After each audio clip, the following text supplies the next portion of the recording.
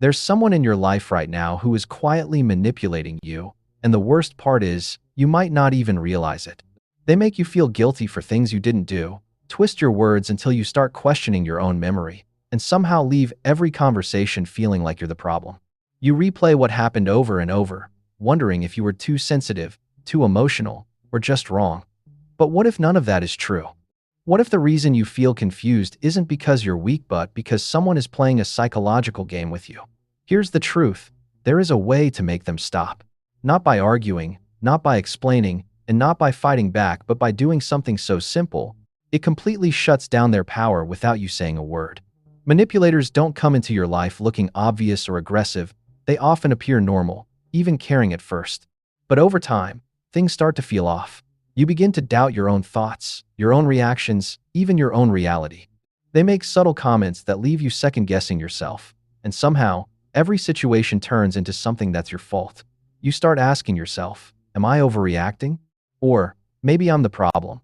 But that's exactly how manipulation works. It slowly shifts your perspective until you no longer trust yourself. The truth is, you're not confused because you're wrong.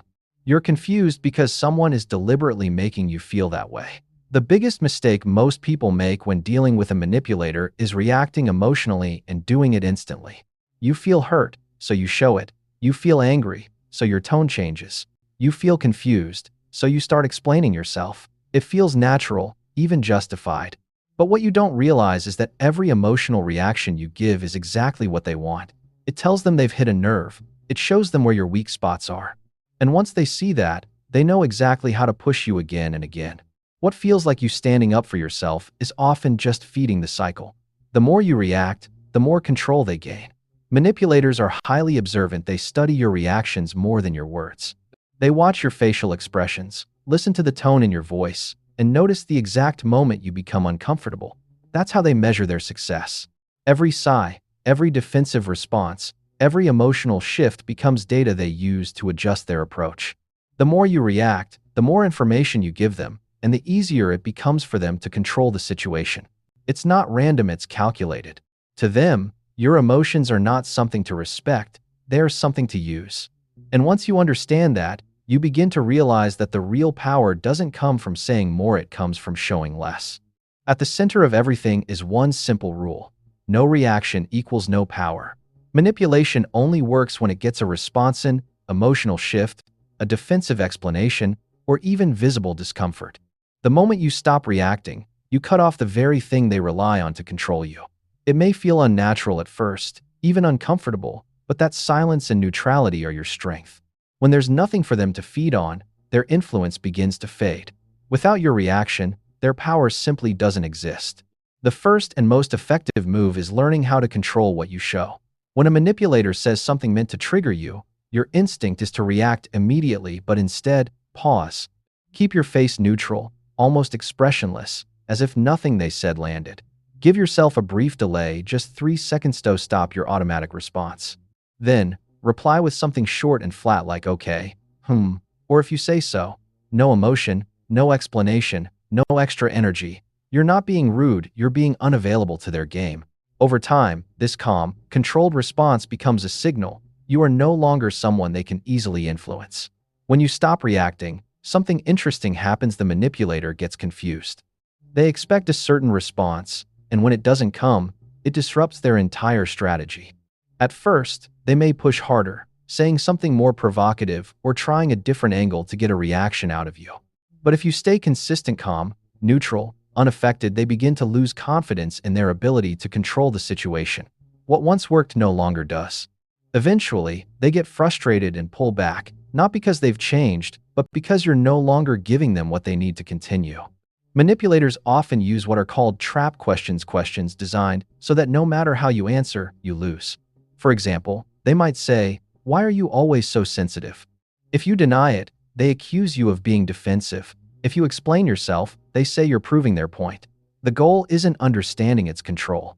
The best way to deal with these questions is not to engage.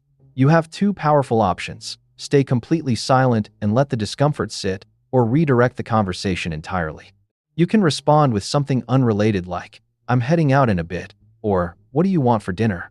It may feel strange at first, but it sends a clear message you're not playing their game. Silence is powerful because it shifts control back to you. When you don't respond, you're no longer reacting, you're choosing. Manipulators rely on guiding the conversation, steering your emotions, and keeping you engaged.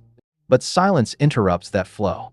It creates uncertainty, and that uncertainty makes them uncomfortable. Without your participation, they lose their ability to lead the interaction. In that moment, you're no longer being controlled, you're setting the tone. When a manipulator pushes you to change your mind, they expect you to explain yourself, and that's where most people lose. The more reasons you give, the more opportunities they have to argue, twist, and wear you down. Instead, use the broken record technique. Choose one simple sentence, like "I'm not available," and repeat it calmly, no matter what they say. Don't add details, don't justify, and don't change your wording. Keep your tone steady and neutral every time. At first, they may push harder, trying different tactics, but eventually, they realize there's no opening. You've become consistent, clear, and impossible to manipulate. One of the biggest mistakes people make is explaining too much. You think that if you just say it clearly enough, they'll understand, but manipulators aren't trying to understand you. The more you talk, the more you reveal your emotions, your doubts, your weak points, and they will use every word against you. They'll twist your logic, pick apart your reasons, and keep the conversation going until you feel drained. What feels like clarity to you becomes ammunition for them. Sometimes, saying less isn't weakness, it's protection. When someone crosses a line, the most powerful thing you can do is step back quietly. No long explanation, no emotional reaction, no dramatic exit. You simply remove your presence. You stop replying right away, you become less available, and you redirect your energy elsewhere. This isn't about punishment, it's about self-respect. You're showing, through your actions, that access to you is not guaranteed. And when that access is pulled away, it forces them to feel the consequence of their behavior without you needing to say a word. Whether you realize it or not, people learn how to treat you based on what you tolerate. When someone treats you badly and you stay, respond, or engage like nothing happened, you're teaching them that their behavior is acceptable. But when you step back after being disrespected, you create a clear pattern. Treat me poorly, and you lose access to me. Treat me well, and I stay. This is basic human conditioning.